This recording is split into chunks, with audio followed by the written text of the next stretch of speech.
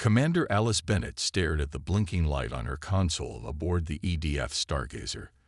The signal was unlike anything she had seen before. As the ship orbited Proxima Centauri, Earth's nearest stellar neighbor, the strange pulses grew stronger. "Captain, you need to see this," she called out, her fingers dancing across the holographic display. "The energy signature. It's not natural." The ship's AI quickly confirmed her suspicions. Whatever they had found buried beneath Proxima's surface was definitely artificial. And ancient. Very ancient. Within hours, the Stargazer's ground team had set up a perimeter around what appeared to be an entrance to a vast underground complex. The smooth, metallic walls showed no signs of rust or decay, despite carbon dating suggesting they were millions of years old. All teams maintained position. Alice ordered through her comlink as she led the first exploration group. She kept her hand near her sidearm. Standard protocol for first contact scenarios, even with apparently abandoned alien sites. The air was thin but breathable, thanks to their environmental suits' supplemental oxygen. As they moved deeper into the facility, soft lights flickered to life along the corridors. "Motion sensors," muttered Dr. Kevin Brown, the team's xenorchaeologist. Or maybe they were never truly off. The chamber they eventually reached was massive, easily the size of a football field. In its center stood a crystalline structure that pulsed with a faint blue light. As Alice approached, the light grew brighter.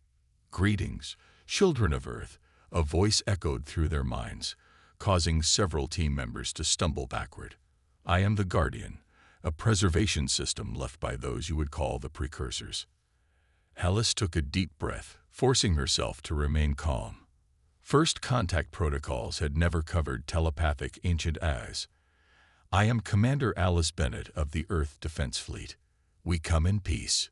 Peace. The word seemed to ripple through the air. An interesting choice of words, given what we detect in your research databases.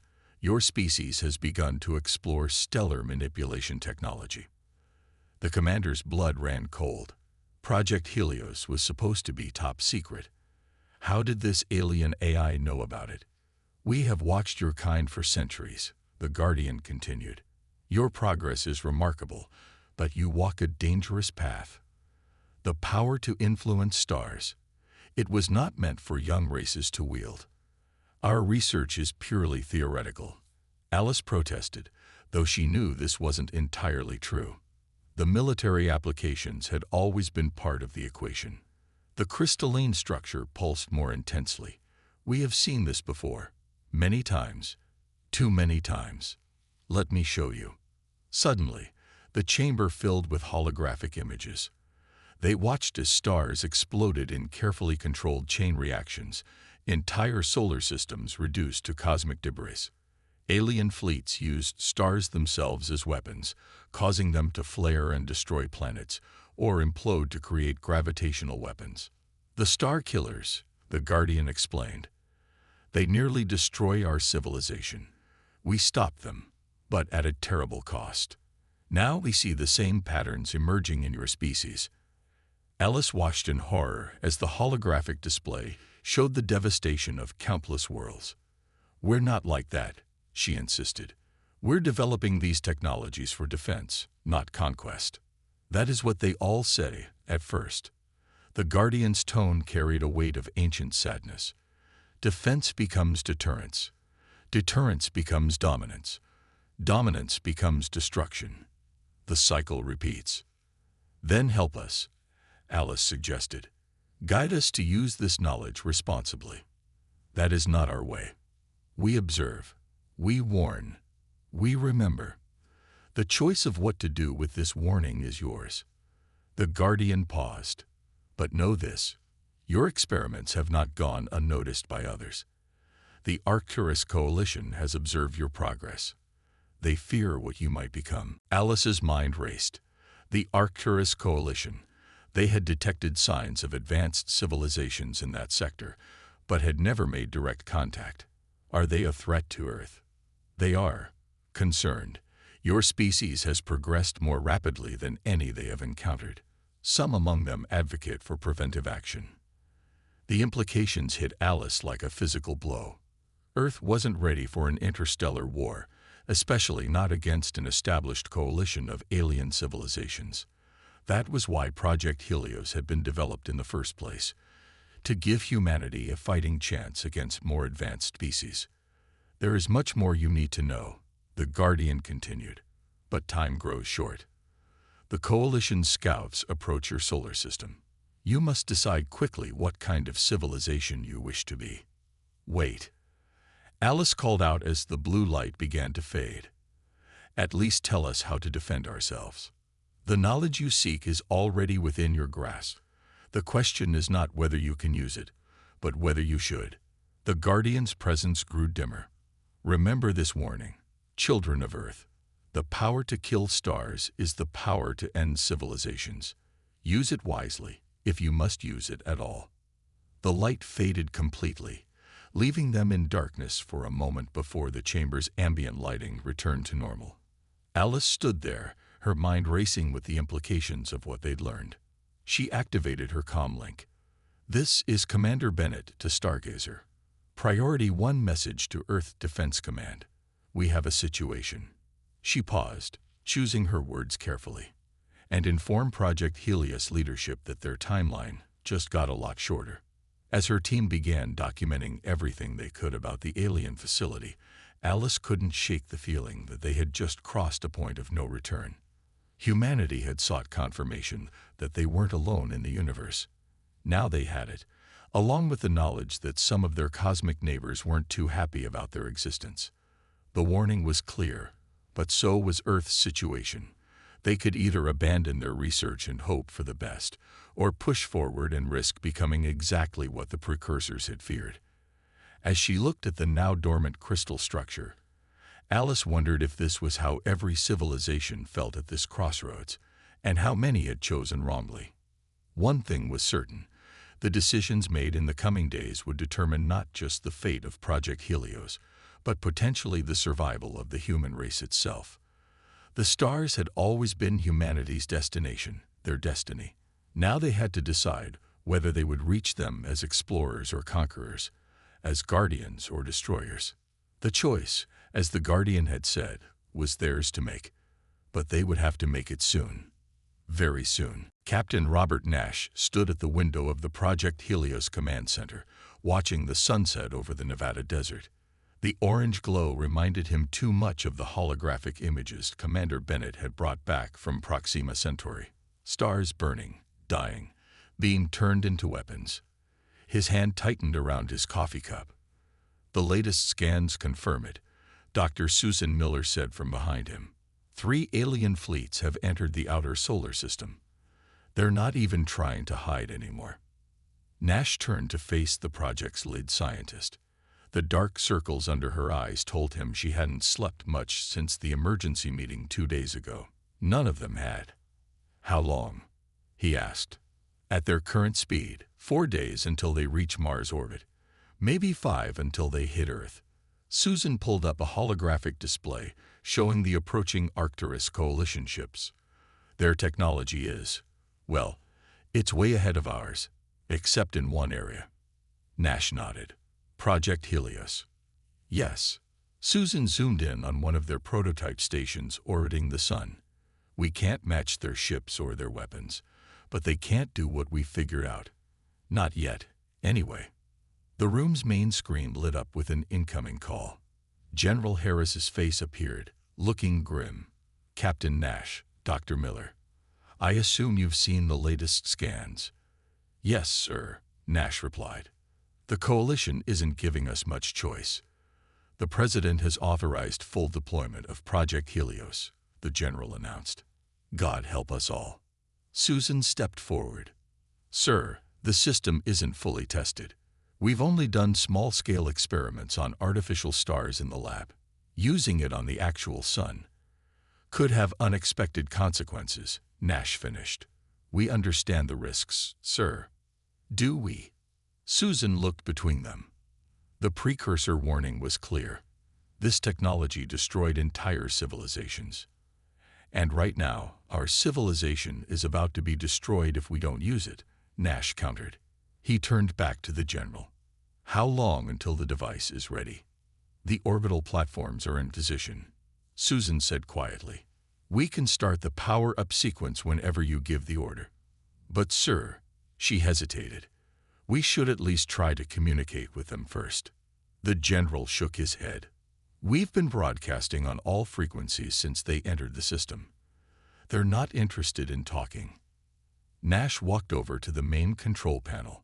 The activation codes were already loaded, waiting for his authorization. He thought about all the stories he'd read as a kid about humanity reaching the stars, meeting alien civilizations, building a better future together. None of them had prepared him for this moment. Begin power-up sequence, he ordered. But keep it at minimum levels. Let's show them what we can do without actually hurting anyone. Susan's fingers flew over the controls. Around the sun, massive orbital platforms began to hum with energy. They were about to attempt something that had only existed in theory until now, controlled manipulation of a star's magnetic field. Coalition fleet is changing course, an operator announced. They've detected the power-up. Good, Nash said. That means they know what we're capable of. Send the message again. All frequencies, all languages we know. Hours passed in tense silence. The coalition fleet had stopped advancing, but hadn't retreated either. They hung in space like wolves circling a campfire, trying to decide if the prey was worth the risk. Sir, the operator's voice cut through the quiet. We're receiving a transmission. It's in English. The main screen flickered to life, showing an alien face. The being looked almost reptilian, with scaled skin and large, intelligent eyes. Humans, the alien spoke, its words carefully measured. You play with forces you do not understand. We understand enough, Nash replied. We understand that you came here to destroy us because you're afraid of what we might become. But we don't want to be your enemies. Yet you develop weapons that can destroy stars. We developed a defense system, Nash corrected. One we're willing to never use, if you're willing to never make us need it. The alien was silent for a long moment. The Precursors warned us about your kind, your rapid advancement, your potential for violence. They warned us too, Nash said, about how this power destroyed civilizations. We don't want that, but we will defend ourselves if we have to. Another long pause. You would risk everything. Your star, your world, your people, on this gamble. To protect Earth. Yes. Nash stood straighter, but we'd rather find a way where nobody has to risk anything. The alien's eyes narrowed. Perhaps there is wisdom in this. We will withdraw to discuss terms. But know this, you will be watched closely. The transmission ended. On the tactical display, the coalition ships began to turn around. Susan let out a breath she hadn't realized she was holding. They're actually leaving. For now, Nash said, but they'll be back. Maybe not to fight, but they'll be watching, waiting to see what we do with this power. Just like the Precursors warned, Susan added, the question isn't whether we can use it, but whether we should, Nash finished. He looked at the activation codes, still waiting on his screen, and pressed the cancel button. Power down the platforms, but keep them ready. Something tells me this isn't over. As the sun set outside, casting long shadows across the desert, Nash couldn't help but think about how quickly everything had changed. In just a few days, humanity had gone from wondering if they were alone in the universe to proving they could stand toe-to-toe with advanced alien civilizations. But at what cost? The Precursors' warning still echoed in his mind. Power becomes temptation. Temptation becomes action. Action becomes destruction. They had avoided that cycle today, but tomorrow would bring new challenges, new temptations. What do we do now? Susan asked quietly. Nash watched as the last light faded from the sky, revealing the stars above. Somewhere out there, the coalition was retreating, spreading the word about humanity's capabilities, about the youngest species in known space who had somehow developed the power to influence stars themselves. Now, he said, Now we prove them wrong. We show them that humanity can have this power without being consumed by it." He turned to face her.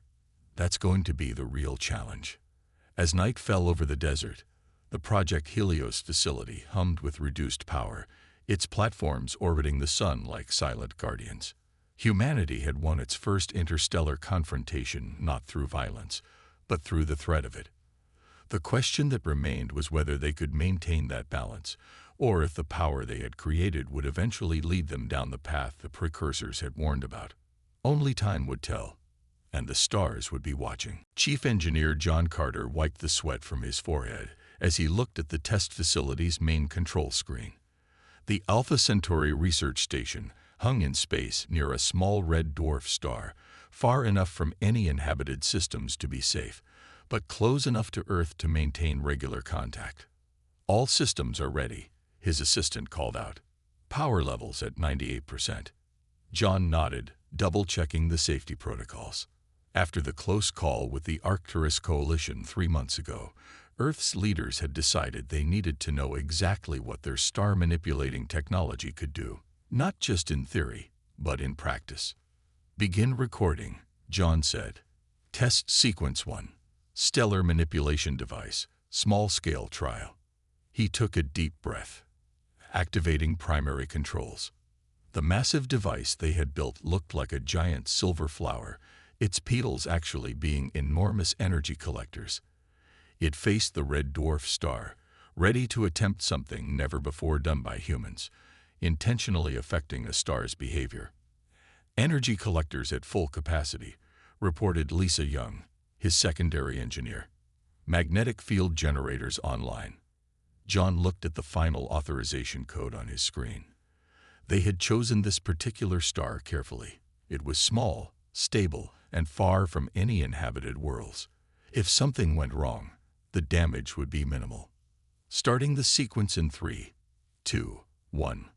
The device hummed to life. Streams of energy flowed through its petals, creating a focused beam that reached out toward the star. At first, nothing seemed to happen. "No visible changes," Lisa reported, "but we're detecting fluctuations in the star's magnetic field." "Increase power to the secondary arrays," John ordered. "Let's see if we can."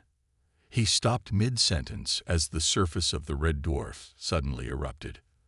A massive solar flare, larger than any they had expected, shot out into space. The entire star seemed to shudder. "Power spike," Lisa shouted. "The star's reaction is stronger than our models predicted." John's fingers flew over the controls, making rapid adjustments. "Compensating. Redirect power to the stabilization fields." For a tense moment, it seemed like they might lose control. The star's surface churned violently, its magnetic field twisting in ways their simulations hadn't shown. But slowly, gradually, the chaos began to settle. Star's activity returning to normal levels, Lisa reported, relief clear in her voice. All readings stabilizing. John leaned back in his chair, letting out a long breath. "Well," he said, "I guess now we know it works." "Works?" Lisa looked at him with wide eyes. "John, that was way more powerful than we expected. Did you see the size of that flare?" He nodded slowly.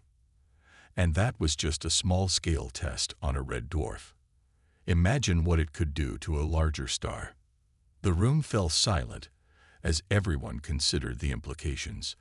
They had just proven that humanity could directly affect the behavior of stars. It wasn't just theory anymore, it was reality. "Send the data back to Earth," John ordered. "They need to see this." Hours later, John sat in his office, reviewing the test results. The communication delay with Earth meant he had time to prepare a detailed report. But how could he explain what they'd just done? How could he put into words the feeling of reaching out and touching a star itself? His screen lit up with an incoming message. It was from Captain Nash back on Earth. "We received your preliminary data," Nash's recorded message said. "Impressive work. But we also picked up something else." The Arcturus Coalition's observation posts recorded the test. "They know what we can do now."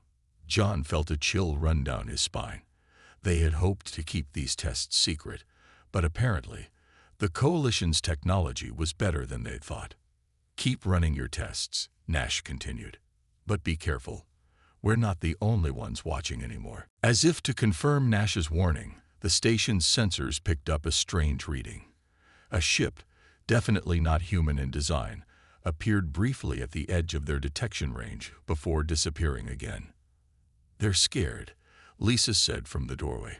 She had seen the reading too. "They're scared of what we might do with this power." John looked out the viewport at the red dwarf, now calm again, as if nothing had happened. "Maybe they should be," he said quietly. "We just learned how to make stars dance. What's next?" The next few days were busy with more tests, each one carefully controlled and documented. They learned how to create smaller flares, how to suppress solar activity, even how to slightly alter the star's magnetic field patterns. But with each success, John felt a growing unease. The technology worked better than anyone had expected. Maybe too well. The Precursors' warning about star-killing weapons didn't seem so far-fetched anymore. One evening, as he watched the red dwarf setting behind the station's solar shields, Lisa joined him. "The latest data is amazing," she said.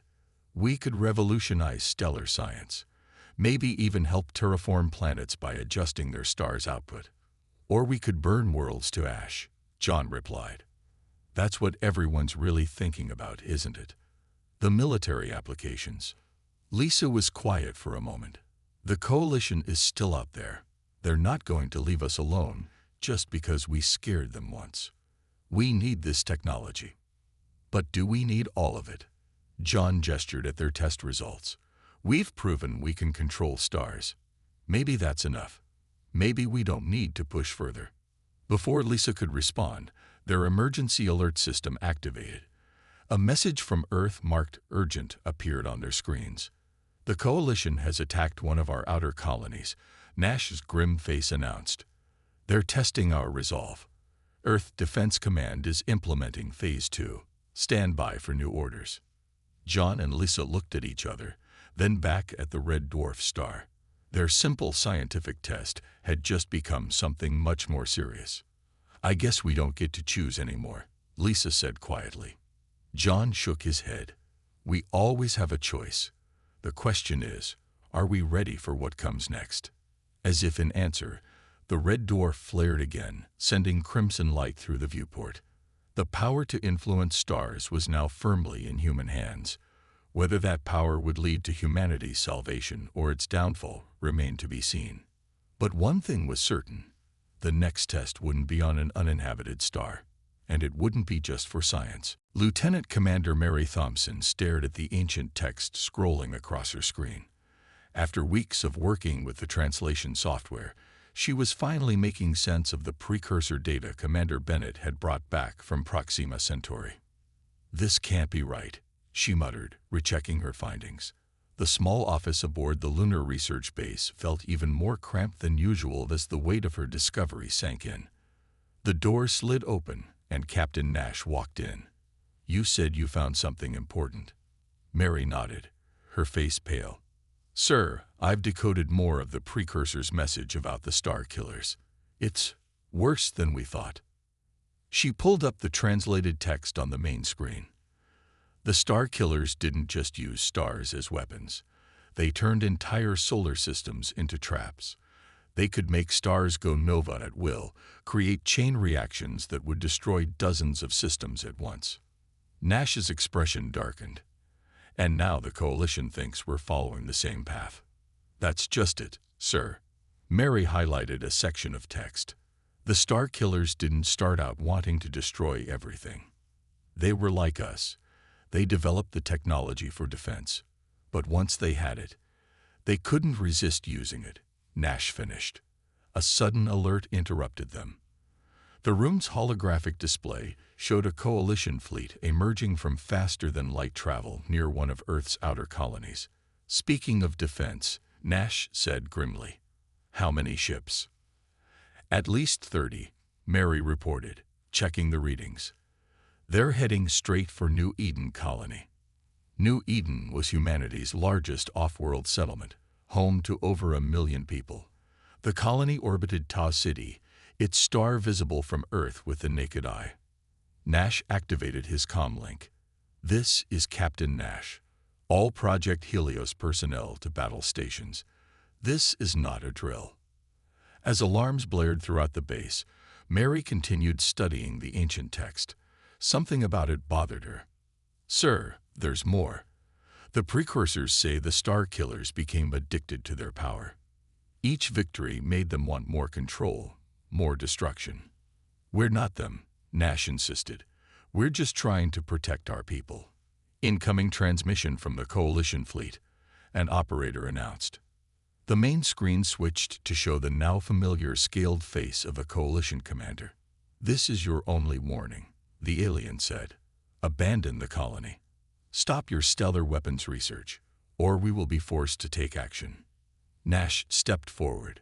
"Your fleet is in range of our defense systems. If you attack that colony..." "You'll what?" The alien interrupted. "Use your Star Killer weapon. Prove that you're exactly what we fear." Before Nash could respond, new alerts flashed across the screen.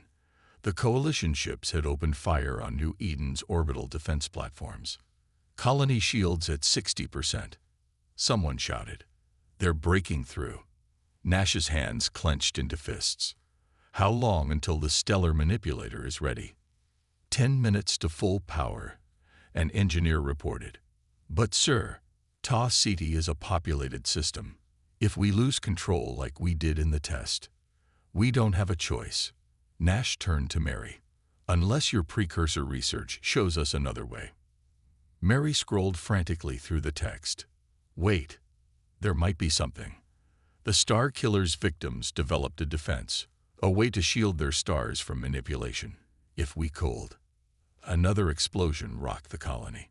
"Shields at 30%. We're losing them." Nash closed his eyes for a moment. When he opened them, they were hard with determination. "Power up the device. Full strength." "Sir," Mary protested, "if we do this, we're proving them right. We're becoming what the Precursors warned about. If we don't, 1 million people die." Nash watched as the Coalition ships continued their assault. Sometimes there are no good choices. The stellar manipulator hummed to life, its massive arrays focusing on Ta City. On the screen, they could see the Coalition ships pause their attack, obviously detecting the power buildup. "Last chance," Nash broadcast to the alien fleet.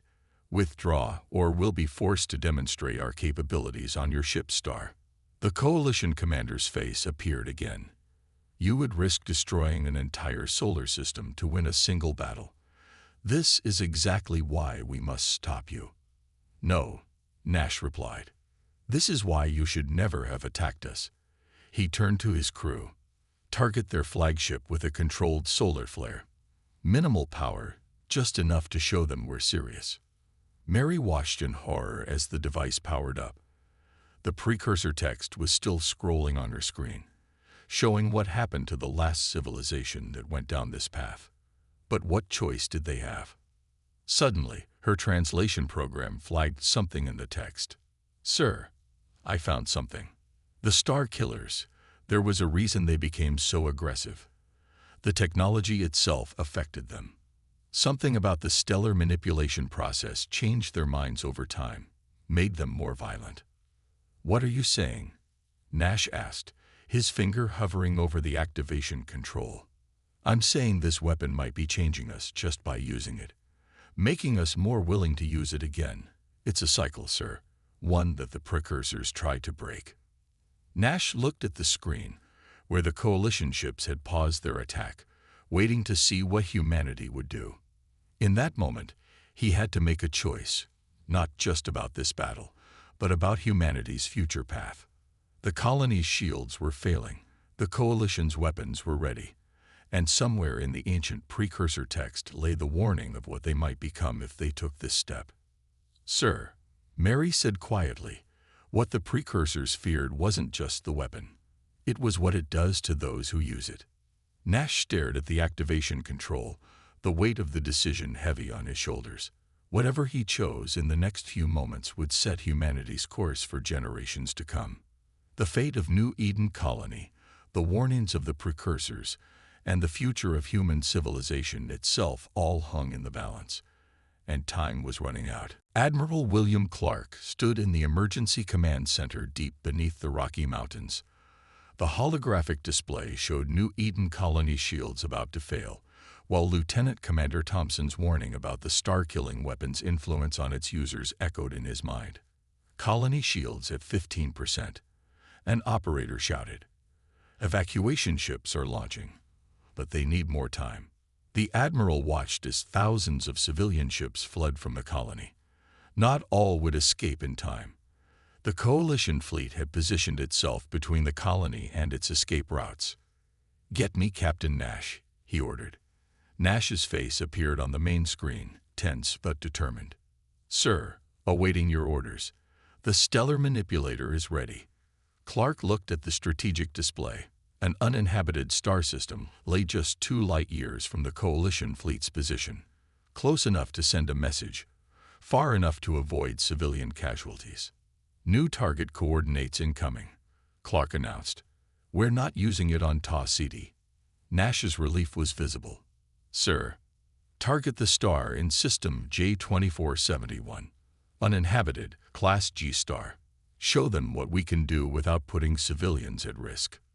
Mary Thompson's voice cut in from another screen. "Admiral, even an uninhabited system.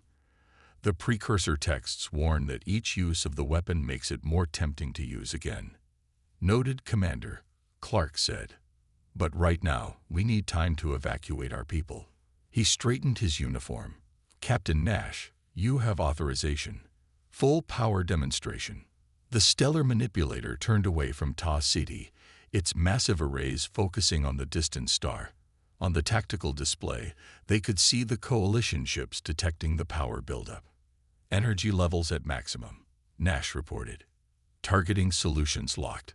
Clark opened a channel to the Coalition fleet. "This is Admiral William Clark of the Earth Defense Fleet. In 30 seconds, we will demonstrate our stellar manipulation capability on an uninhabited star. This is your final warning to withdraw." The Coalition commander's face appeared, showing no fear. "You believe this display of power will deter us. It only proves we were right, Toe." "Energy pulse initiated," Nash interrupted. Everyone watched in silence as the weapon fired. A focused beam of energy, barely visible to the naked eye, struck the distant star. For a moment, nothing seemed to happen. Then the star began to change. It started as a slight brightening, then grew into a massive surge of energy.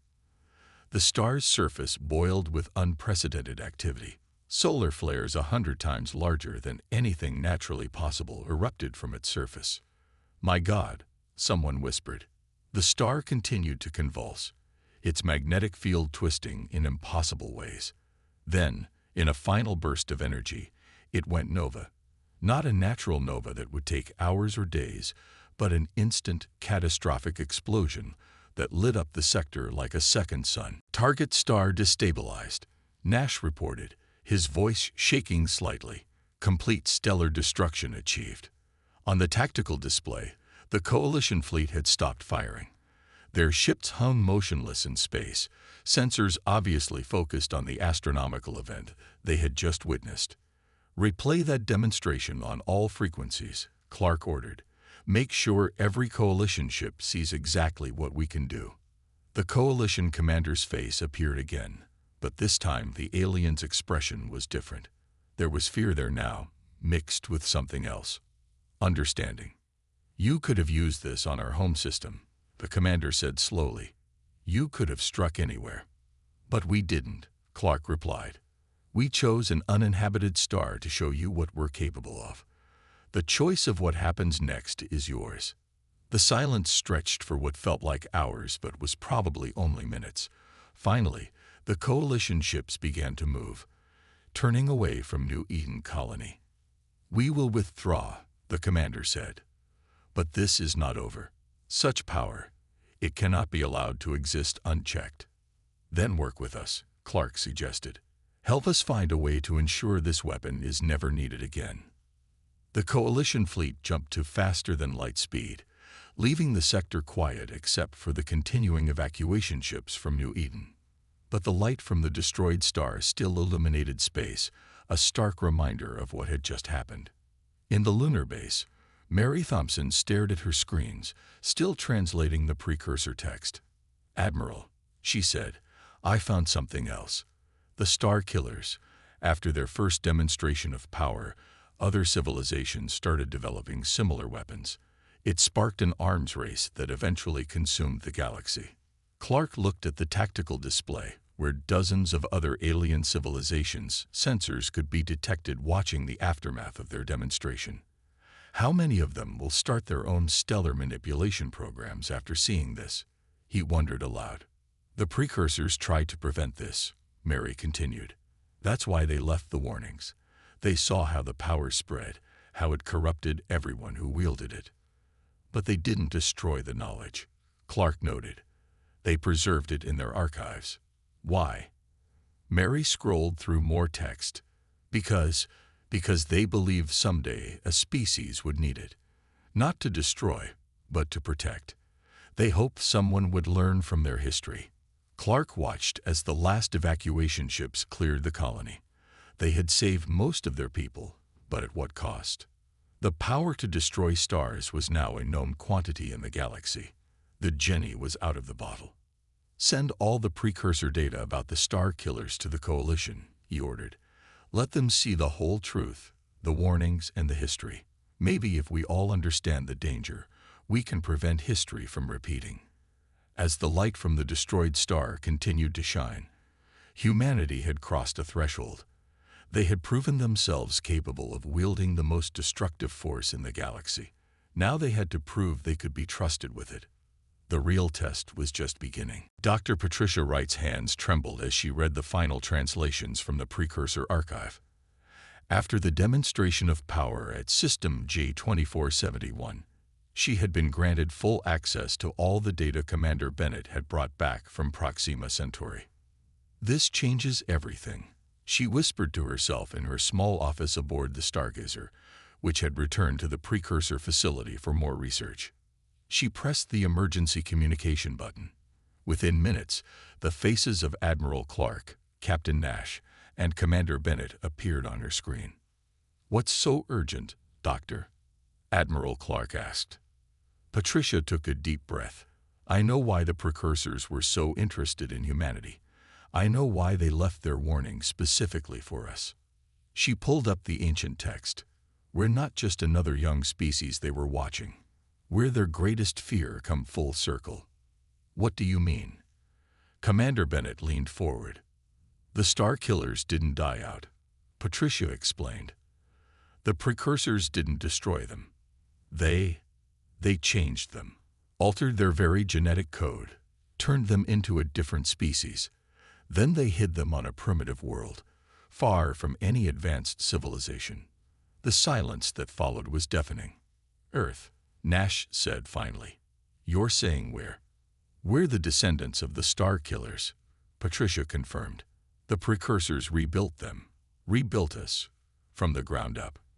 They erased our memories, our technology, everything that made us dangerous. They gave us a fresh start." The Guardian's crystalline form materialized in the chamber behind her, its blue light pulsing slowly. "She speaks the truth," its voice echoed in their minds. Everyone jumped. The Guardian hadn't spoken since the first contact months ago. "You knew," Commander Bennett accused. "You knew all along what we were." "We watched," the Guardian replied. "We waited. We hoped you would choose a different path this time." Admiral Clark's face hardened. "You had no right to do this to us, to change who we were." "We had every right," the Guardian countered. "Your ancestors destroyed thousands of civilizations, turned entire galactic sectors into stellar wastelands. We did not destroy you. We gave you a chance to be better." Patricia pulled up more translated text. "According to this, they didn't just change our bodies. They tried to change our basic nature, make us more peaceful, more cooperative. Yet still the potential remained. The Guardian observed. Still you found your way back to the stars, back to the same power that once corrupted you. But we're not the same, Nash argued. We could have used the stellar manipulator on populated systems. We didn't. Yet, the Guardian's tone was sad. But we have seen this before. The hunger for power grows slowly. The justifications become easier. The weapons become more terrible. Patricia read further in the text. There's more. The Precursors. They didn't just hide us on Earth. They scattered other modified star killer groups across the galaxy. Different experiments, different changes to their nature. The Coalition, Bennett realized. Are they also descended from star killers? Yes, the Guardian confirmed. But changed in different ways. They were made to fear power, to resist its temptation. That is why they reacted so strongly to your development of stellar manipulation technology. Admiral Clark sat back in his chair. So when they attacked us, they were fighting their own ancient nature as much as they were fighting you. Patricia finished. The Precursors turned the star killers into their own jailers. The Guardian's light pulsed brighter. Now you understand. The warning was not just about the power of stellar manipulation. It was about your own nature, your own history. But that's not fair, Nash protested. You can't judge us by what some ancient version of humanity did. Can't we? The Guardian's tone was challenging. Look how quickly you reconstructed the same technology. Look how easily you turned it into a weapon. To defend ourselves, Clark insisted. As did your ancestors. At first, the Guardian reminded them. Every weapon begins as a shield. Patricia kept reading. There's something else here. The Precursors. They left us a choice. Everyone turned to look at her. They left the knowledge of stellar manipulation where we could find it, she explained. But they also left instructions for something else. A way to permanently lock away that knowledge, to make it impossible for anyone to use stars as weapons ever again. A choice, the Guardian agreed. Between power and peace, between what you were and what you could be. Admiral Clark looked at the tactical display, showing the galaxy still reeling from humanity's demonstration of power. Other civilizations were already beginning research into stellar manipulation. The arms race had begun, just as it had millennia ago. If we lock away the knowledge, he asked, what guarantee do we have that others won't develop it anyway? None, the Guardian said simply. That is why it must be a choice. Your choice. To trust in peace, or to trust in power. To break the cycle, or to repeat it. Patricia looked up from her screens. According to this, if we choose to lock away the knowledge, the Precursors left a network of devices throughout the galaxy. Once activated, they would make stellar manipulation physically impossible within our galaxy. But we lose the technology forever, Nash said. All our research, all our work, all our weapons, Bennett added quietly. The Guardian's light dimmed slightly. Now you face the same choice your ancestors once faced. But this time, you know the truth. You know what happened before. You know what you once were. Admiral Clark stood up straight. No, we know what we are now. And that's what matters. He looked at each face on his screen. I'm calling an emergency meeting of Earth's leaders. We need to make this decision together. As the calls ended, Patricia looked at the Guardian. You said you were watching us, waiting to see what we'd choose. But you already knew what the choice would be, didn't you?